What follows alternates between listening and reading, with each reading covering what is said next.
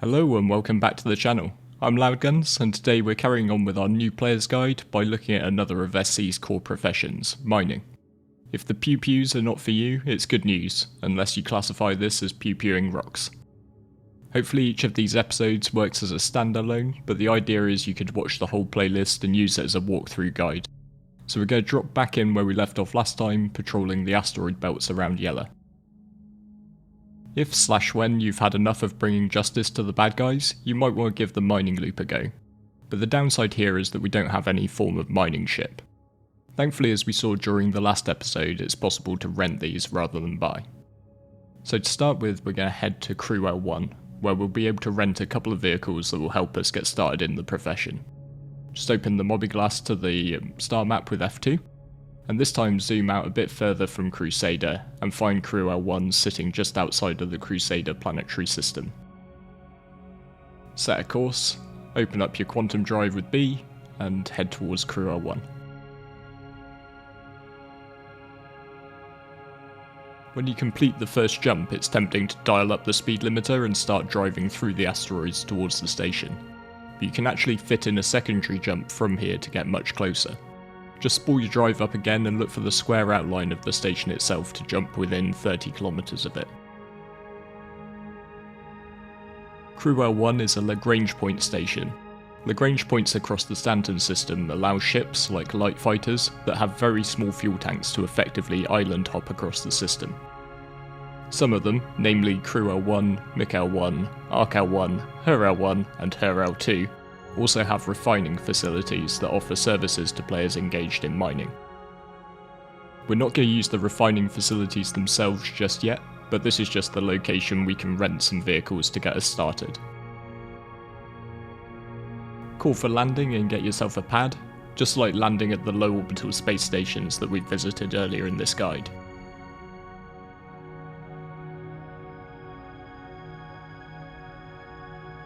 These stations are pretty visually impressive, so like I've said before, don't forget to look up from time to time. It's really easy in Star Citizen to just go from point A to point B without looking at anything in between. When you come into the lobby, work your way deeper into the station until you find the inner transit elevators. The layouts will vary from station to station, but keep in mind also that they all have medical facilities, so if you've travelled from further away you might want to reset your spawn. You'll also consistently find these elevators, which will take you to the different decks of the station. We're going to click on the refinery from the panel.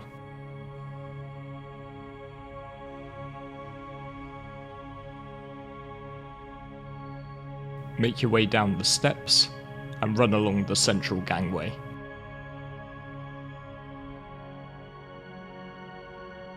At the end here we're going to turn right. Those steps up on the left are going to head towards the refinery terminals, but for now we want the mining support centre, or mining shop. Head to the end and you'll find some Vantage rental terminals. Here we're going to rent a Drake Cutlass Black and a Grey Cat R.O.C. Together these will set you back just shy of 39k for a 24-hour period.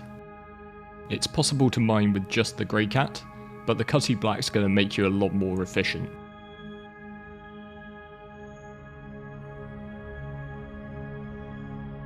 While we're here, I also want to grab a few armour bits. So if we head over on the right here, we'll see the MacFlex set, and I want you to just buy everything off this mannequin.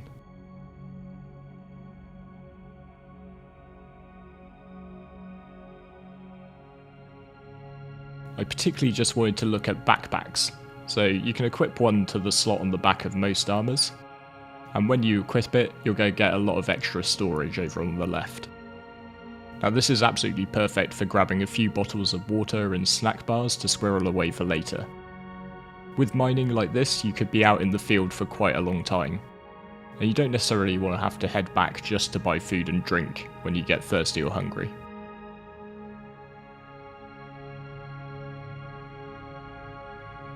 Just hold down the interaction key F and look at the item when it's in your hand. Select the option to store, and that's going to go to your backpack or your suit pockets.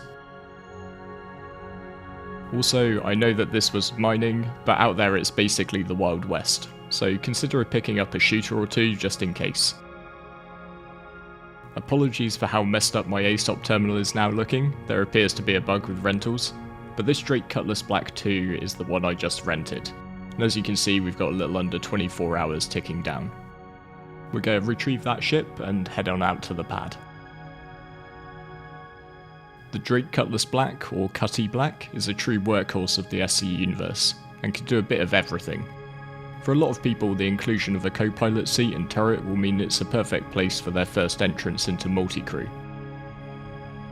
Always remember to do your helmet check before the force wall of death. Head over to the Cutty and look for one of the buttons on either side of the ramp.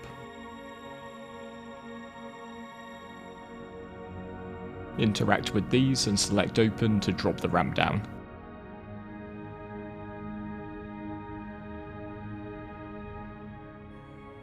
Keep an eye out for any sneaky stowaways when you're on a ship with an entry like this. Close the ramp up and keep an eye on the door. You can hit 11 to open up your comlink, and you can head to the channels, and over there you'll see the one Drake Cutlass Black with your name next to it. If you click on that, you can just make sure that you're one of one and there's nobody else on board with you.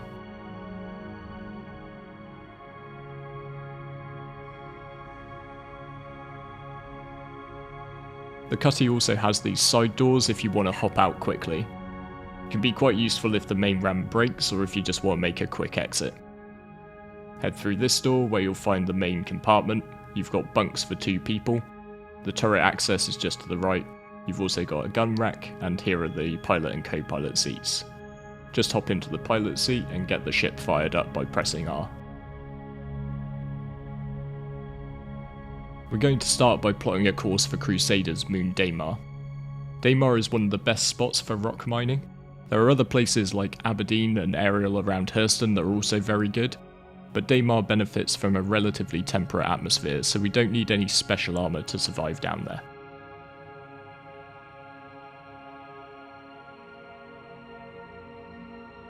And once we arrive at Daymar, we're going to want to look for somewhere where we can get the ROC itself out. As a land vehicle, the ROC can't be spawned at the space station, so we need to find a suitable outpost instead. We specifically want to find a mining facility. So in the Crusader system, we'll find shoe-bin mining facilities like this one, and also ArcCorp mining outposts. In the Hurston system, you want to look for anything starting with the initials HDMS, such as HDMS Lathan on Ariel. Once you've found a suitable outpost, get yourself aligned, set your quantum drive up, and hold down B to travel into the planet's atmosphere. You're going to get spat out just over 20 kilometers away, and it can be a bit difficult to keep track of exactly where you're going since these outposts are relatively small compared to the size of the moon. But if you leave your quantum mode open, then you'll be able to get a marker for it. It will come up saying that you're too close to travel, but it will just help you keep track of the location as you drive towards it. Mining posts almost universally follow this format. You've got 2 pads to land your ship at, which will allow you to repair, refuel and rearm. A Platinum Bay building, the blue one, with 2 extra small pads for spawning the smallest of vehicles, and some additional facility buildings dotted around. As you're coming into land, you can hit K to enable vertical takeoff and landing, or VTOL, switching your Cutty Black's main engines to a downward facing orientation to make you more stable. You won't be able to fly as fast in a straight line like this, but you'll just benefit from not crashing into the ground so readily.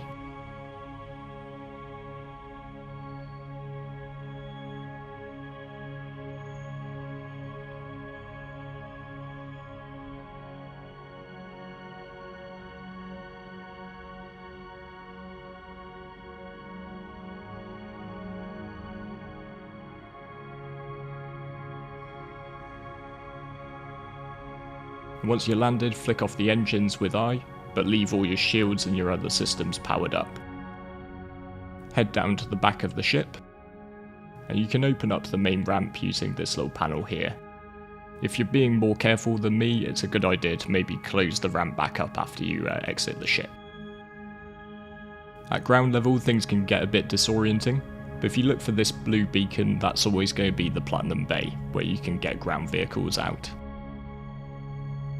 We're going to head round to the other side of that so we find the stairs. climb up these and go in through the airlock.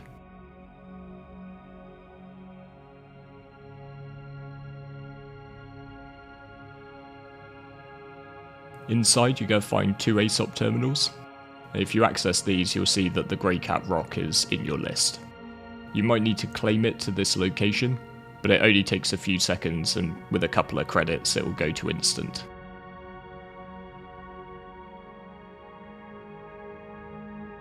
Retrieve that out and it will come out to the landing pad just outside. The Grey Cat ROC, or Remote Ore Collector, is basically the smallest mining vehicle in Star Citizen. It's essentially a buggy with a size 0 mining laser strapped to the side, and a storage unit at the back for collecting valuable gems. You can enter the ROC through the hatch on the front, interacting by holding F and selecting Enter Driver Seat. The controls are very similar to those on a ship, but a bit simplified because you don't have quite so much going on. First just hit R to get all the systems firing up, and then control the throttle with W and S and steer left and right with A and D. You can look around you using the mouse and use third person mode like you do on the ship. We will go ahead and drive the ROC into the back of the Cutlass Black. Just get lined up with the edge of the ramp and try to avoid collisions by driving quite slowly up.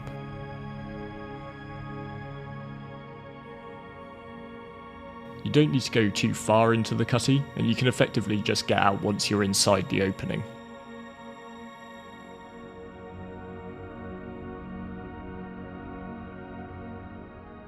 As I mentioned, you are going to be vulnerable to pirates when rock mining. You're going to be in and out of your main vehicle, the Cutlass, while a pirate will most likely approach you in a ship. The best bet though is just to not get caught in the first place. Planets and moons are big places, but players will congregate around places like the mining outposts. Take the time to put some distance between yourself and any point players can QT into before you start mining. When you're a ways away, let out a ping with tab. And all of these returns that you see and you have a distance to are minables, but not all minables are what we want. We'll get a little bit closer into this return so we can take a look at it.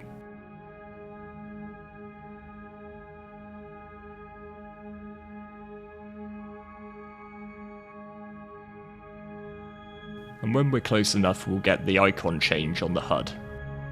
And this icon indicates that this is a surface deposit, or an asteroid if we're up in space. These surface deposits can be mined using the MISC Prospector or the Argo Mole, 2 of the larger dedicated mining ships. We can't break these apart or extract anything from them with our Grey Cat ROC, so we don't want to waste our time looking at them.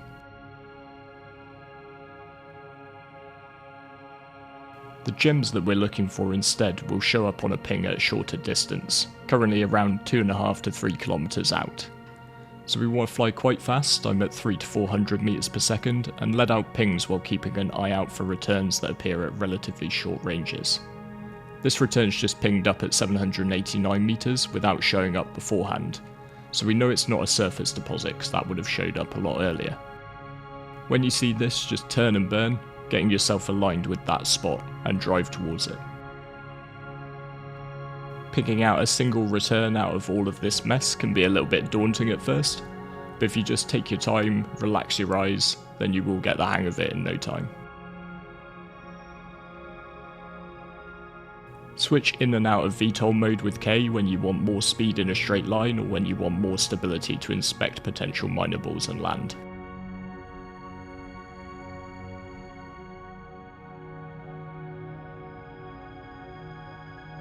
And as we get closer in, we'll see the gems themselves render, and we'll also see the HUD icons pop up.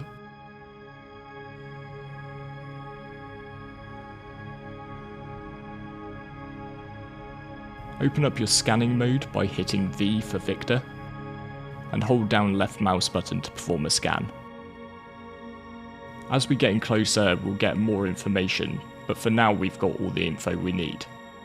Gems can either be mined by hand or by using the ROC, and gem nodes that are for mining with hand tools will have a mass of around 0.1, while those that need the ROC will be between 0.7 and 0.9. While you could absolutely stop to mine these with hand tools if you've got them, it's not really worth your time, as they will yield significantly fewer gems and take more time than they're really worth. In this instance, it's better to just move on and return to scanning.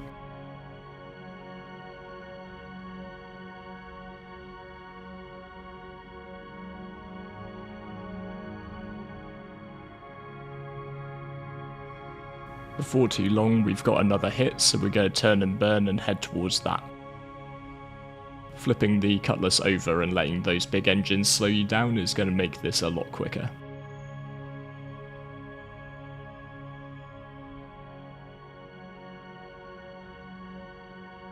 As we're getting closer, the icons have popped up on the HUD, so we're definitely sure these are gems. We can open up the scanning mode again with V and hold down left mouse button to perform a scan.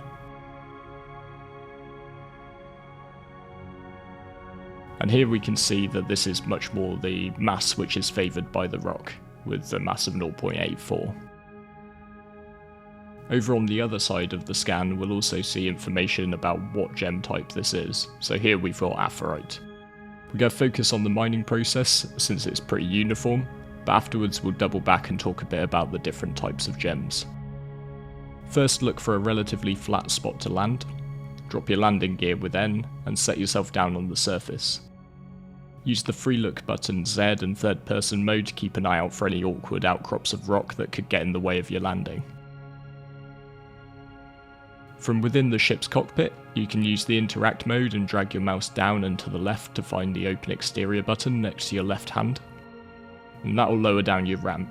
Just take a look to make sure that this actually hits the floor or is close off it, so that it's going to be easy to drive your R.O.C back in.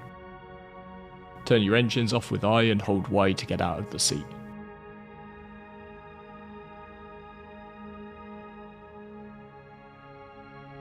Then go ahead and just jump into the seat of the R.O.C. As you back out, you're going to want to be quite careful. You don't want to come out at full speed and end up tipping your R.O.C over on its side.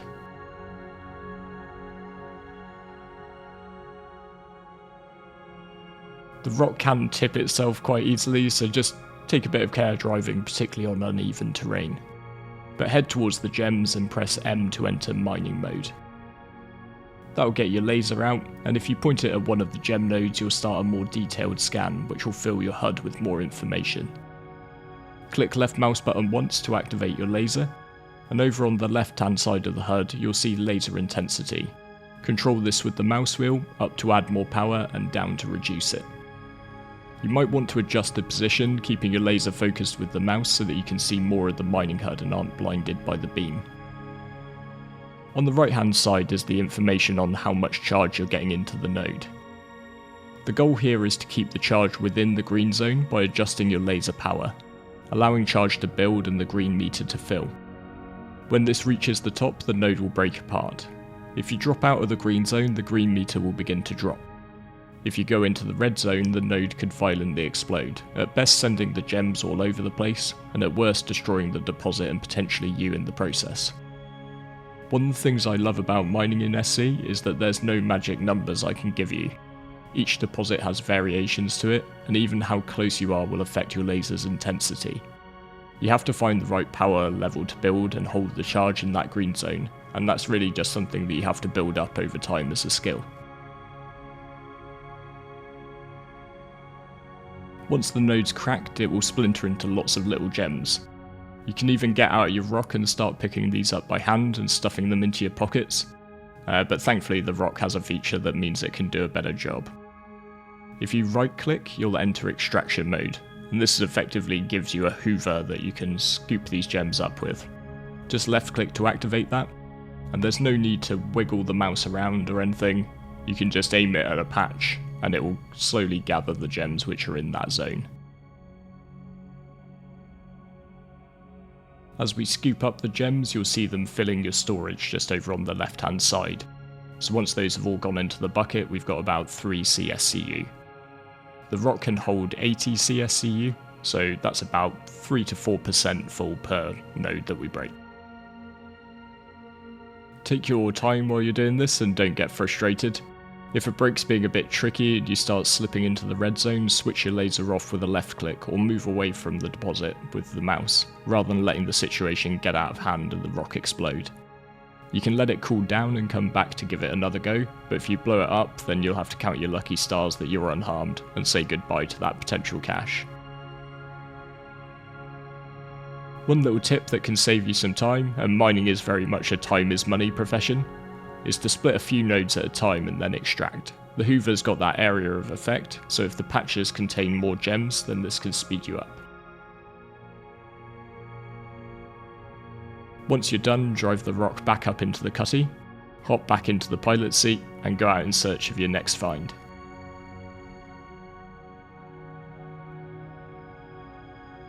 First up is Dollar Vine, which you can visually identify by the green veins in the nodes. Dollar Vine is the least desirable of the gems. Not only is it worth the least out of the three at 120 AUEC per gem, it's also the most unstable, making it one of the trickiest to hold the charge on. Your rock's going to hold 800 gems in total, so a full rock of Dollar Vine would be worth 96k. Aphorite is blue and will sell for 140 AUEC per gem.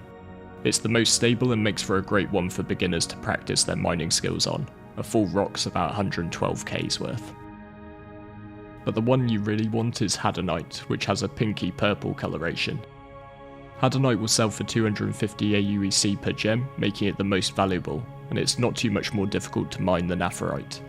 A full rock would be worth 200,000 credits.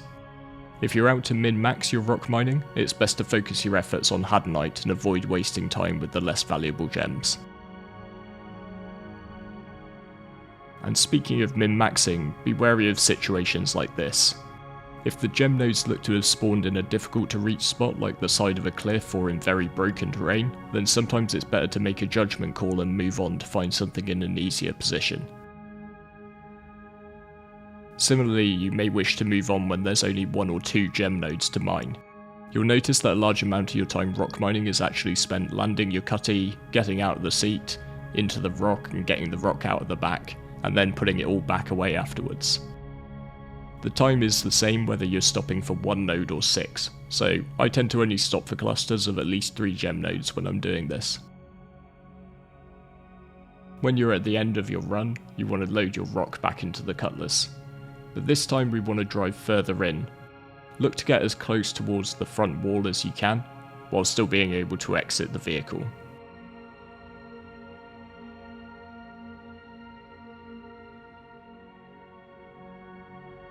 This way you're going to be able to get in and out of the Cutlass when it's time to sell, so just make sure that you've got enough clearance to get out of the back. Keep in mind at all times with mining that it's not money in the bank until you've made that sale. While the rock can hold 800 gems, there's nothing to say that you can't go back half full or a quarter full. Just make the call based on where you are with the game and what would be too painful for you to lose. Keep in mind that when you're coming into the outpost, this is one of the most vulnerable points of the run. So if I see anybody hanging around the outpost, I tend to just turn around and head straight into space. They might well be up to perfectly normal things like rock mining, but I prefer just not to take the risk at all. Switch the engines off with I, leaving your shields up just in case, and get yourself out of the seat. This is one of the points where these side doors can be really useful. You can just hop out of those, and they're pretty difficult for anybody to then get into your ship. I just had to remember that the closed door button's now on the right hand side. Take a look around and just make sure there's nobody else with you, and enjoy bunny hopping on a moon. I should have probably pointed that out earlier. This time we want to look for the orange beacon, much like we looked for the blue one in terms of where to get our ship out. The orange beacon will always be over the storage building. You can see the name just up above the door. Not only is it storage, it's also where the trade kiosk is for these outposts. Get in through the airlock, and then you go ahead to the terminal that's just in front and to the left of us. Unfortunately, there's a really bad placed light here, so I'll try and get off to the side a little bit so that you can see what's on the screen. Click the sell button at the top, and then in source select a location from the Grey Cat Rock. These are all the gems that we've put together on this run, so you're just going to sell the maximum amount you can. This run was mostly Aphorite, since I just wanted to get a full ROC's worth to be selling at this point. If I was doing it myself normally, I would just be focusing on the Hadonite, because we can see just how much more valuable that is than the other gems. And once you've sold up, you can have a well-deserved drink from your backpack, eat one of your snack bars, get the ship refueled at the pad, and you can head back out without having to necessarily go back to any stations. Rock mining is a really good way to get into the mining profession. And actually, as you move your way up to things like the Prospector and the Mole, while there are different intricacies to learn, the core gameplay loop is the same. So the skills that you learn practicing getting your laser intensity and managing the charge level won't be wasted later on. So I hope you enjoyed today's episode. I actually had an awful lot of fun making it. Rock mining was one of the first things that got me into Star Citizen. I was doing it with one of my friends who I played with in the very beginning. And every time I make one of these beginner guides, actually this is probably the episode I like the most, because I get to go back and do my original core gameplay loop. And I guess that does kind of bring me on to my closing thought for this episode. It's really tempting in the beginning to focus very heavily on making money on Alpha UEC rates per hour. And I know that as a industrially minded player, that's generally sort of part of the appeal for people. But I would say don't get sucked too far into it at this point. Make sure that you experiment with all the different gameplay loops that the game has to offer. And do things because they're fun, not necessarily because they are just the highest paying thing that you can do at one point. But as ever, please do let me know how you get on in the comments. Have you got the mining bug now, or are you going to go straight back to shooting bad guys? And please stay tuned as well for the next episode, in which we're going to take a look at trading, the third of Star Citizen's professions. So with all that said, thanks for watching all the way to the end, and I look forward to seeing you next time.